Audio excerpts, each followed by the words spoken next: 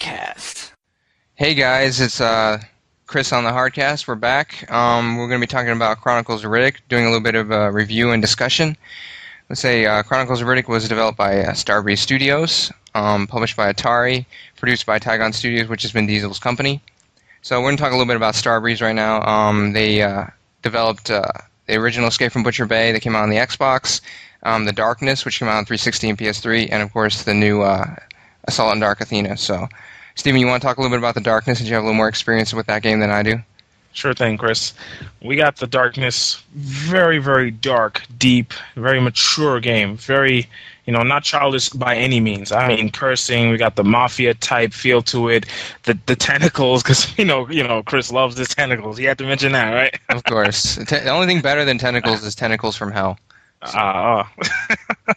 But definitely, Darkness gives us the great feel for this deep, dark story. Twisted, deep, like past. There was an issue going in the past and learning the backstory of what's going on. The gun action, the tentacle, you summoning monsters. So already you have a feel of how this game, Dark Athena, and the other one for how we're doing this review here is going to be very dark and very mature. So yeah, I would say like. The whole point is like that Starbreeze, you would say like their games are very story driven. They have very cinematic feel to them. They're all about like the source material, because like of course the Riddick games are all from the Riddick universe, the movies from Universal Studios, and with Darkness it was from the comic book series. And the whole point is that these guys, they know how to take a licensed product and create a game around it and have it stand on its own. And I think that they have a lot of experience with that, so they know what they're doing. So I guess I would start with you, Steven, because you have the least amount of experience with the Riddick universe, and so you would talk a little bit about like the Chronicles of Riddick, the movie, and what you thought of it, and the character of Riddick, and you played the demo for the game as well, so you can talk a little bit about that as well. All right, for the movie, it was definitely more than anyone would expect from any just run-of-the-mill. This movie was explosions, oh man, action, you've got the drama, you've got the slight romance where multiple people, And if anyone's wondering out there, this is Chronicles of Riddick, not Pitch Black. So this is the second movie in the series that Steven's talking about right now. He still hasn't seen the first one. Go ahead, go on. So with Riddick, the thing with Riddick, man, he's one of those badass characters that no matter how the movie went, it could be the best movie in the world or the worst movie in the world. This character made the movie. It was all about Riddick. This guy, I mean, he's beating people up. He's doing whatever he needs to do to stay alive. He didn't mess with anyone at first, and then they just came to him, so he just defended himself. He's this badass guy who can turn any impossible situation into like the easiest. Yeah, he's like a force of nature. You got to just get out of his way. So, like during the part when he's in the prison cell, and they let those big beasts out to feed them, for entertainment or whatever. And that guy faced Riddick eye to eye, and later on you see the guy is like as cute as a freaking dog. It's just this normal this normal creature. He knew you couldn't outmask Riddick, so he had to submit to inferiority, I would say. Well, basically he realized that Riddick was the alpha male. Definitely. That part was rich. I couldn't believe Riddick is such a G, man. That man's a freaking gangster, dog. It's ridiculous. Now, as for the demo, I played that straight to hard mode, of course. The experience was very real, very tough, just because of the hard mode. But when you get in there, you get the feel that you're in the space, the space shuttle or whatever he was in. He's on his own, right? There's no way out. He's trying to find his way out. The Dark Athena. The emphasis is on stealth. So you're not supposed to fight. I mean, you will if you have to. You start on the ceiling with two guys directly below you. You have the choice to stealth kill them both. I stealth killed one. I didn't get the other one. I was fighting them out, getting a feel for the combat with the ulaks, those two-handed blades. Yeah, they play prominently in the movies as well. Yeah, those are his favorite weapons, and they give him full range with aggressive attack power. So you're boxing with the guy with these blades, so you already know you're slicing him up, and the guy's like evading and all this stuff. The AI is decent enough to know what you're doing, trying to figure out counters for your moves. Because I was getting beat up, man. I'm the first guy. I was like, damn, this is freaking tough. I knew I didn't know most of the controls, but I was swinging at the guy, and I finally weakened him down a little bit. As he was weakening me down, I know my health was starting to drain. I finished him off, and then he does this unbelievable brutal combo. I mean, it's like 1, 2, cut, cut to the neck, turn around, rip his head, and just leave him it's really laying on the brutal ground. gameplay.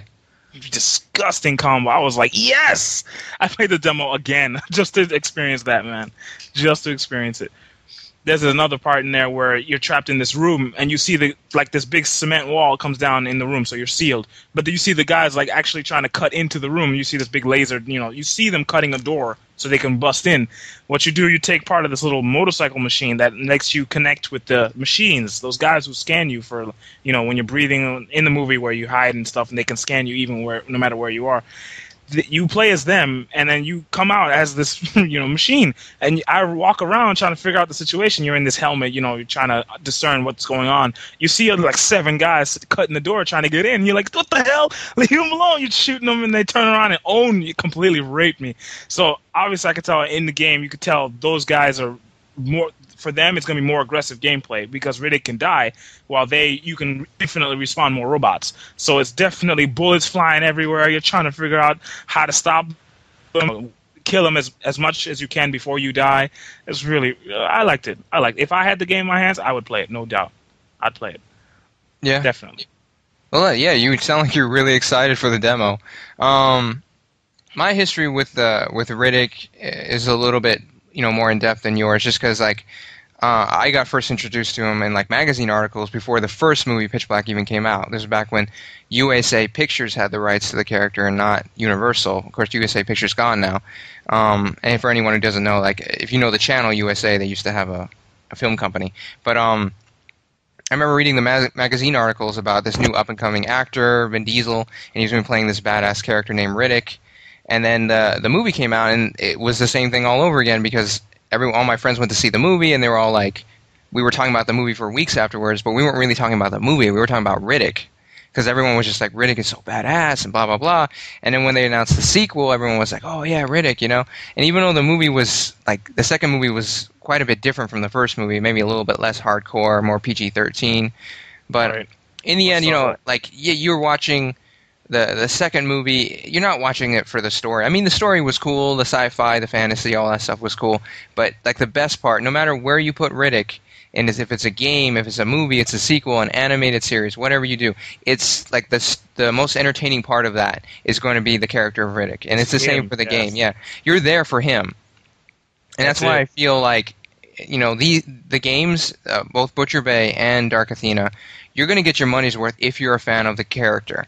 And if all you want to do is just see more badass moments with that character, more crazy one-liners, on and on moments, brutal combat, whatever, you're going to get your money's worth with this game. Of course, with that being said, I only paid $40 from it. I got it from Newegg, and I think it's a $40 game. It's not a $60 game, and there are very few games out there that are, so, I mean, that's not really saying anything negative about the game necessarily. Right, I mean, but if you can get this game for $40, especially if you haven't played Escape from Butcher Bay, which is the first one of the series that came out on the original Xbox, then it's totally worth it. And I almost feel like if you play the two separate parts as one, it's like this one big cohesive experience, just this one game. And it's going to give you roughly 20 hours of gameplay and all that. But I mean, yeah, I mean, if you're just throwing the gameplay out there, forgetting about that, just focusing on the story and the presentation. I mean, the story and production values are really quite good if you are interested in the Riddick universe. And you got really good voice actors between the two games. You got Cole Hauser, which is the original actor from Pitch Black, and he playing Johns, the mercenary cop guy who has to bring Riddick in. And then you got Exhibit, the rapper, giving a pretty good performance as Abbott. And you got Ron Perlman playing Jagger. You got Michael Rooker. You got Steve Blum, who everyone knows from anime, from Cowboy Bebop as Spike Spiegel. Which is another badass character. Oh, yeah. It just pulls off from there. And you got from Dark Athena, you got Lance Henriksen, who everyone knows from the Alien series, and movies like Near Dark and on, and Pumpkinhead. And then you got Michelle Forbes from Star Trek Next Generation and Battlestar Galactica playing the Heavy, the bad character in the second game, Dark Athena. She's really, really good in that.